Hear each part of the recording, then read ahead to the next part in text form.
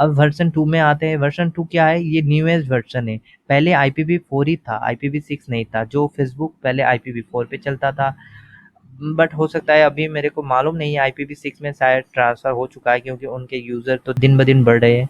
तो अभी क्या है इसको समझते हैं। इस वर्ज़न ये बिग एरिया है क्योंकि ये जो रूल्स डिफ़ाइन करता है या फिर जो इसकी एड्रेस बिट है वो ज़्यादा है जिससे बहुत ज़्यादा कॉम्बिनेशन बनता है। इससे बहुत लाख, बहुत 10 लाख, 20 लाख उससे भी ज़्यादा कॉम्बिनेशन बनते हैं। तो ये बहुत बिग एरिया या फिर बिग कम्युनिटी के लिए है, बिग वेबसाइट के लिए है।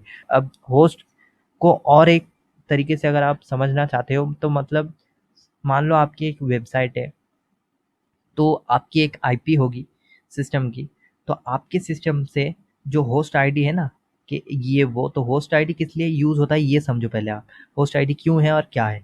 तो आपकी जो सिस्टम में होस्ट आईडी है, तो उसके हिसाब से ही आपके सिस्टम में उतने ही यूज़र कनेक्ट हो सकते हैं, उससे ज़्यादा नहीं। तो जितना ज़्यादा होस्ट आईडी रहेगा, उतना ज़्यादा मतलब लोग कनेक्ट कर पाएँगे आपसे। तो आप अगर सोचोगे कि मेरे लिए तो कोई ज़रूरी चीज़ नहीं है होस्ट आईडी क्योंकि मेरे को कनेक्ट करना है दूसरे से, बट आप ये नहीं सोच रहे हो कि आप अगर आपके कंप्यूटर को, आपके सिस्टम को एज़ ए वेब ब्राउज़र या फिर as a web server use करो, तो तब क्या होगा? आप एक वेब सर्वर हो, आप मतलब वेबसाइट जब रिक्वेस्ट भेजेगा तो जो डेटा होता है वो आपके सर्वर कंप्यूटर में होता है, तो उसको कनेक्ट करना होता है जो रिक्वेस्ट क्लाइंट से भेज रहा है। तो आप हो गए होस्ट और जो रिक्वेस्ट भेज रहा है वो है क्लाइंट। तो आपके पास आईपी जो है, जो होस्ट आईडी है, जो दूसरा पार्ट, उनमें जितनी कॉम्बिनेशन बनेगी उतने ही क्लाइंट आपसे जुड़ पाएँगे, उससे ज़्यादा क्लाइंट जुड़ नहीं पाएँगे। इसीलिए इसको 2 डिवाइड में बाँटा गया है और जितनी ज़्यादा होस्ट आईडी कॉम्बिनेशन बनती है, मतलब जितनी बिट ज़्यादा, जितनी ज़्यादा ब्लॉक होस्ट आईडी होती है, उतनी ही ज़्यादा यूज़र कनेक्ट कर सकते हैं। तो ये बेसिकली वेबसाइट के लिए, ऐप के लिए या फिर किसी भी चीज़ के लिए जहाँ से एक सिस्टम दूसरे सिस्टम पे कनेक्ट करता है, क्योंकि वेबसाइट हो या फिर ऐप हो या फिर कुछ भी हो, वो हर चीज़ सिस्टम के साथ सिस्टम कनेक्ट होने के बाद ही चलता है। वेबसाइट भी मतलब एक सिस्टम जिसमें आपके डेटा होते हैं ऑनलाइन और दूसरा सिस्टम नेटवर्क के थ्रू, वाईफ़ाई के थ्रू या फिर आईएसपी के थ्रू या फिर किसी टावर के थ्रू रिक्वेस्ट भेज के वो आपके सिस्टम पे कनेक्ट होने के बाद आपके जो डेटा है इन रिस्पॉन्स वो रिसीव करता है। तो इंटरनेट, ये वेबसाइट, ऐप, ये सारी चीज़ें कंप्यूटर नेटवर्किंग की एक पार्ट है। मतलब ये सारी चीज़ें कंप्यूटर नेटवर्किंग से ही बनता है। तो उसके बाद ये हो गई, तो आप समझ गए होंगे कि होस्ट क्या है और होस्ट आईडी क्यों होते हैं। तो उसके बाद है, ये 128 बिट का है और इसमें क्लासेस नहीं है, क्लासलेस है। और उसके बाद ये 8 ब्लॉक का है, मतलब हर एक ब्लॉक आप समझ सकते हैं कि 16 बिट का है। उसके बाद हेक्साडेसिमल सिस्टम, नंबर सिस्टम से ये बना है, मतलब 0 to 9 to F to A। Okay, तो IPv6 वर्जन भी ख़त्म हो गया। इसमें ज़्यादा क्लासेस ये वो नहीं रहता है, इसमें बस कॉम्बिनेशन बहुत ज़्यादा रहता है।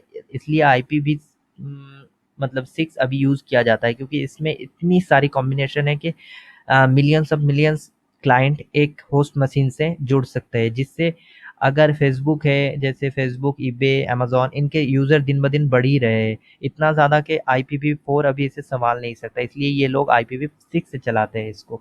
उसके बाद है अभी आईपी के इंटरनेट प्रोटोकॉल के दूसरे पार्ट में हम आते हैं। वो है रूल्स के टाइप, मतलब किस पाथ से या फिर किस कनेक्शन से एक सिस्टम के थ्रू दूसरे सिस्टम पे जाएँगे। अभी तक हमने जो पढ़ा वो है कि एक सिस्टम से दूसरे सिस्टम जाने के टाइम कैसे, कौन से सिस्टम से कौन से सिस्टम जाना है वो कैसे पता लगेगा, वो यूनिक आईडी से पता लगेगा जो हमने, और वो कैसे डिफाइन होगा वो रूल हमने अभी पढ़ा। तो अभी दूसरा जो हम देखेंगे वो है कि किस रूट के थ्रू जाएगा और कैसे कनेक्शन के थ्रू जाएगा। तो ये टाइप है, 2 टाइप के, एक है टीसीपी, यूडीपी। तो इन दोनों को समझने से पहले आप ये समझ लीजिए ओएसआई मॉडल।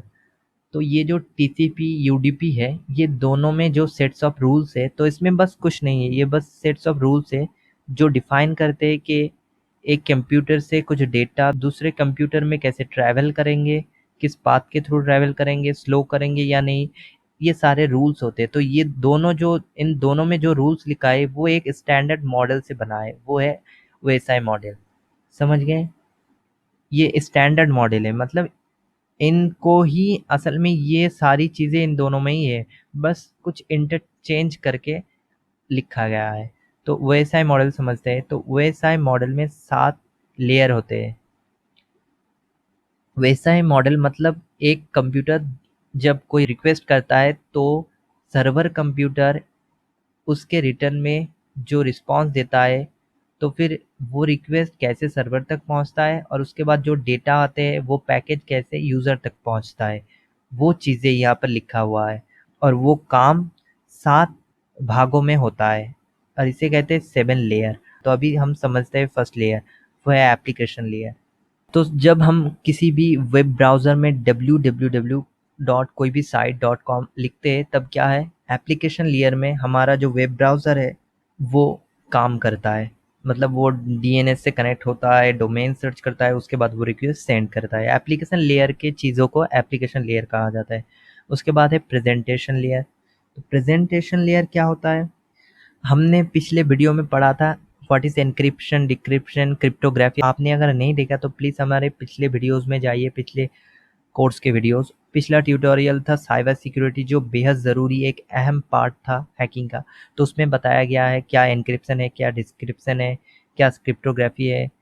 तो उसमें हमने पढ़ा था कि क्या एन्क्रिप्शन है और क्या डिक्रिप्शन है। तो ये प्रेजेंटेशन लेयर क्या करता है, डेटा को एन्क्रिप्ट करता है, डिक्रिप्ट करता है और प्रेजेंट भी करता है। मतलब जब ये आपके क्लाइंट सिस्टम में होता है तब ये डेटा को एन्क्रिप्ट करता है, और जब सर्वर सिस्टम में काम करता है तब उसको डिक्रिप्ट करता है और फिर इनक्रिप्ट करके भेज देता है ऐसे।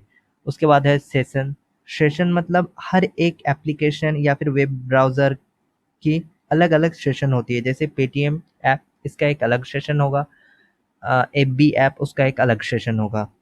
दे आर नॉट कनेक्टेड, मतलब अगर आप एक ऐप को क्लोज कर देंगे तो दूसरा इंटरनेट कनेक्शन कट नहीं होगा। तो ये अलग अलग सेशन है। उसके बाद है ट्रांसपोर्ट लेयर। ट्रांसपोर्ट लेयर क्या करता है, डेटा को डिवाइड करता है इनटू सेगमेंट, छोटे छोटे पार्ट में, और कौन सी कनेक्शन के थ्रू, मतलब कौन सी मॉडल के थ्रू, या फिर आप कह सकते हो कौन से टाइप के थ्रू डेटा ट्रैवल करेगा, वो डिसाइड करता है। और टाइप क्या है, टाइप ये दोनों है, टीसीपी या यूडीपी। इसीलिए हमने बोला कि पहले आप ओएसआई मॉडल सीख लो। तो ये जो 4 नंबर लेयर है वो मतलब ये है कि कौन से टाइप्स ऑफ रूल ये फॉलो करेगा। तो उसके बाद क्या होता है, और ये पोर्ट के थ्रू पता लगाता है कि ये जो रिक्वेस्ट वो कहाँ से आ रहा है, ये डेटा कहाँ से आ रहा है। तो पोर्ट क्या है, तो पोर्ट हम बाद में जानेंगे, ये लास्ट में है। तो अभी बस इतना याद रखें कि ये पोर्ट के थ्रू डेटा इनकमिंग आउटगोइंग पता लगाता है कहाँ से आता है। उसके बाद है नेटवर्क लेयर। नेटवर्क क्या करता है, नेटवर्क लेयर तो ये एक हेडर फाइल ऐड करता है उस डेटा में और आईपी असाइन करता है। मतलब जिस सिस्टम में होता है उसी सिस्टम का आईपी असाइन करता है, और जिस सिस्टम में जाना होता है उस सिस्टम का आईपी असाइन करता है। और उसके बाद डेटा को और छोटे छोटे पैकेट्स में डिवाइड करता है। उसके बाद हम आते हैं डेटा लिंक लेयर पे। ये डेटा लिंक लेयर क्या करता है, ये मैक एड्रेस ऐड करता है और हेडर ऐड करता है, जिससे पता लगता है कि कौन से सिस्टम के थ्रू आया है।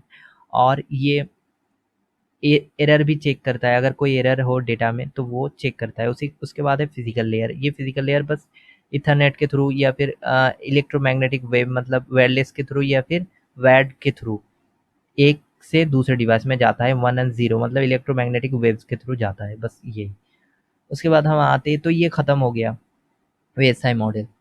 तो ये दो टाइप इस मॉडल को फॉलो करता है, बस उसमें जो ट्रांसपोर्ट लेयर है उसमें थोड़े चेंजेस किए हैं, इसमें कुछ अलग है उसमें कुछ अलग है, कि कौन सा कनेक्शन होगा, स्लो होगा या नहीं, बस बाकी सब ये सारे 7 रूल फॉलो करते हैं। तो अभी देखते हैं टीसीपी पे क्या होता है। टीसीपी मतलब कनेक्शन ओरिएंटेड प्रोग्राम, मतलब दो डिवाइस जब आपस में कनेक्टेड होंगे तभी डेटा का ट्रैवलिंग शुरू होगा। उसके बाद है एसईओ डिलीवरी, मतलब डिलीवर पक्का होगा। एरर चेकिंग मतलब बहुत अच्छे मैकेनिज्म है कि एक्नॉलेजमेंट या फिर डाटा फ्लो हो रहा है या नहीं, कोई एरर है ये उसमें या नहीं, वो चेक करता है। स्लो होता है क्योंकि ये एरर चेक करने में बहुत ज़्यादा टाइम लेता है, तो ये कंपेयर टू यूडीपी ये स्लो होता है टीसीपी। उसके बाद है मल्टीप्लेक्सिंग एंड डीप मल्टीप्लेक्सिंग। इसका मतलब है साइमल्टेनियसली ये डाटा ले भी सकता है, दे भी सकता है एक ही टाइम पे। उसके बाद रिट्रांसमिशन पॉसिबल, मतलब अगर कनेक्शन क्लोज हो जाए तो जहाँ से क्लोज है वहीं से फिर से रिट्रांसमिशन हो सकता है। अब यूडीपी आते हैं। यूडीपी कनेक्शन लेस होता है, मतलब अगर कंप्यूटर आपस में जुड़ा ना भी हो, डेटा जो है ट्रैवलिंग शुरू कर देता है। उसके बाद ब्रॉडकास्टिंग, मतलब ये ब्रॉडकास्टिंग के लिए यूज़ होता है बहुत बड़ी ऑर्गेनाइजेशन के लिए, जिससे फास्ट लाइक वीडियो वीडियो जो है वो ब्रॉडकास्टिंग के थ्रू यूडीपी के थ्रू चलता है। उसके बाद है बेसिक एरर चेकिंग, मतलब इसमें बहुत ज़्यादा एरर चेकिंग मैकेनिज्म नहीं है, बहुत बेसिक्स है। डिलीवरी नॉट श्योर, डिलीवरी पक्का नहीं है क्योंकि ये उतना देखता नहीं है, जो करता है जल्दी जल्दी करता है। उसके बाद मल्टीप्लेक्शन एंड मल्टीप्लेक्सिंग पॉसिबल, इसमें भी एक साथ simultaneously data take and give होता है। उसके बाद नोट रिट्रांसमिशन, मतलब एक बार अगर कट जाए तो फिर से ये रिट्रांसमिशन नहीं कर सकता है। उसके बाद फास्ट है, ये एरर उतना चेक नहीं करता, डिलीवर हुआ या नहीं उतना नहीं देखता, इसलिए ये बहुत फास्ट है। उसके बाद हम आते हैं गेटवे पर। तो गेटवे क्या है, तो हमने यहाँ पर आईपी में पढ़ा कि आईपी की दो पार्ट होते हैं। आईपी जो मतलब आईपी के दो पार्ट में से एक होता है आईपी नंबर असाइन करना और एक होता है आईपी रूल्स, कहाँ से कैसे जाएगा। तो आईपी असाइन में भी आईपी एड्रेस में दो पार्ट होते हैं, एक नेटवर्क पार्ट, एक होस्ट पार्ट। तो गेटवे मतलब जब हम एक होस्ट से दूसरे होस्ट पे कनेक्ट करते हैं तब उसको गेटवे कहा जाता है, मतलब गेटवे पे हम होस्ट चेंज कर सकते हैं, यहाँ पर होस्ट रहते हैं। उसके बाद सबनेट मास्क, तो सबनेट मास्क कुछ ऐसा होता है, एग्जाम्पल के थ्रू हम समझते हैं। लाइक 255.255.255.0, तो ये है एक सबनेट मास्क। सबनेट मास्क कुछ रिप्रेजेंट करता है, क्या रिप्रेजेंट करता है कि इसके कितने ब्लॉक आईपी, मतलब इस आईपी मतलब आईपी के कितने ब्लॉक नेटवर्क आईडी है और कितने ब्लॉक होस्ट आईडी है।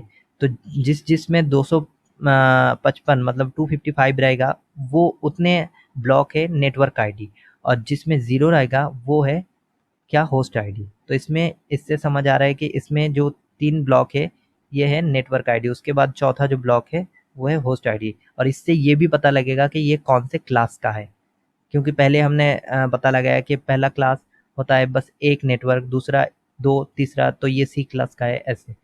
उसके बाद पोर्ट क्या है, तो जैसे हमारे लैपटॉप या फिर किसी भी सिस्टम में ऑडियो जैक होता है, एचडीएमआई पोर्ट होता है, वैसे हमारे मोबाइल में बहुत सारे एप्लीकेशन चलते हैं, बहुत सारे सर्विसेज चलता है, बहुत सारी वेबसाइट है। तो किसी कंप्यूटर में एक सिस्टम दूसरे सिस्टम से कनेक्ट होने के लिए प्रॉक्सी चाहिए होता है, हमने पहले कल पढ़ा था। तो प्रॉक्सी क्या है, तो प्रॉक्सी है उसका एड्रेस, उसका मतलब आईपी तो इंटरनेट एड्रेस होता ही है, बट प्रॉक्सी के थ्रू हम कनेक्शन कर सकते हैं और उससे हम एक अपना रिक्वेस्ट उस डिवाइस के थ्रू इंटरनेट पे भेज सकते हैं। और आईपी है कि हम अपना रिक्वेस्ट दूसरे डिवाइस में भेज रहे हैं, और प्रॉक्सी है कि उस डिवाइस को बस यूज़ कर रहे हैं इंटरमीडिएट के हिसाब से और उससे हम रिक्वेस्ट भेज रहे हैं इनडायरेक्टली, जिससे हमारी जो मतलब रियल आइडेंटिटी वो एक्सपोज ना हो। तो अभी प्रॉक्सी से कनेक्ट होने के लिए हमें एक पोर्ट नंबर भी चाहिए, क्योंकि प्रॉक्सी मतलब हम उस सिस्टम से कनेक्ट होने का एक ज़रिया, बट पोर्ट है कि किस सर्विस के थ्रू कनेक्ट हो, मतलब वीडियो सर्विस के थ्रू या फिर किसी ऐप के थ्रू, कौन से ऐप के थ्रू या फिर कौन से, तो पोर्ट उसको कहा जाता है। जैसे कि आपके सिस्टम से किसी दूसरे सिस्टम को कनेक्ट करना है, आप वाईफाई से कनेक्ट कर सकते हो, या फिर इथरनेट से या फिर एचडीएमआई से या फिर किसी भी ऑडियो जैक से, बट कौन से पोर्ट से कनेक्ट करोगे वो डिफरेंट होता है। तो इसीलिए पोर्ट मेंशन करना ज़रूरी है, मतलब एक डिवाइस दूसरे डिवाइस से कौन से सर्विस से, पेटीएम के थ्रू या फिर, मतलब ये एग्जाम्पल के तौर से ले रहे हैं, ये असली नहीं है बट एग्जाम्पल समझे। तो कौन से पोर्ट के थ्रू हम कनेक्ट करें वो होता है पोर्ट। अब एचटीटीपी के थ्रू, जैसे एक रियल है एचटीटीपी, ऐसे बहुत सारे 808 होता है एक पोर्ट का, तो ऐसे बहुत सारे पोर्ट सर्विसेज है जिससे हम कनेक्ट कर सकते हैं। और डीएनएस मतलब है डोमेन नेम सर्विस, मतलब जो भी आप एंटर करते हो, जो भी वेब एड्रेस, उन सब का एक आईपी होता है, और जो वो आईपी एक डोमेन नेम सर्विस, एक सर्विस है जहाँ पर आईपी टेबल्स की तरह टेबल्स किया गया है, जहाँ पर एक वेबसाइट है तो उसका आईपी है असाइन।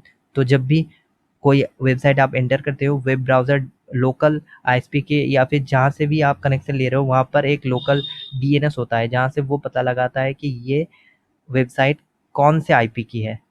तो हमारा कंप्यूटर नेटवर्किंग ख़त्म हो गया। यही था बेसिक्स टर्मिनोलॉजी और बेसिक्स जो हमें सीखना था कंप्यूटर नेटवर्किंग के बारे में।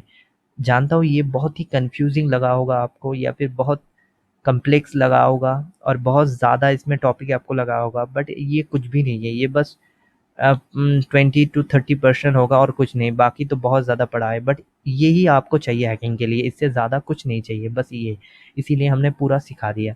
अगर आपको कोई भी दिक्कत आया हो समझने में तो प्लीज़ कमेंट कीजिए, और अगर आपको और एक वीडियो चाहिए इसमें और अच्छी तरह से रिप्रेजेंट करूं मैं और अच्छी तरह से समझाऊं तो प्लीज़ कमेंट में बताइए, और हम नेक्स्ट वीडियो में हैकिंग स्टार्ट करेंगे। मतलब हमारा जो बेसिक्स ऑफ हैकिंग क्या होता है, उसके बाद काली लिनक्स इंस्टॉलेशन, उसके बाद काली लिनक्स को सीखना, उसके बाद साइबर सिक्योरिटी के बारे में सब कुछ जानना, उसके बाद कंप्यूटर नेटवर्किंग के बारे में इतना सारा जानना। अभी ये सारी बेसिक नॉलेज जो हमें हैकिंग के लिए चाहिए, क्योंकि हैकिंग पहले मैंने बता दिया था कोई छोटी सब्जेक्ट या फिर कोई छोटी सिलेबस है नहीं, ये बहुत बड़ी चीज़ है, इसे सीखना उतना आसान नहीं है। तो आपने जितने भी बेसिक नॉलेज चाहिए इसे सीखने के लिए, बेसिक जितने भी सब्जेक्ट वो आपने सीख लिए आज।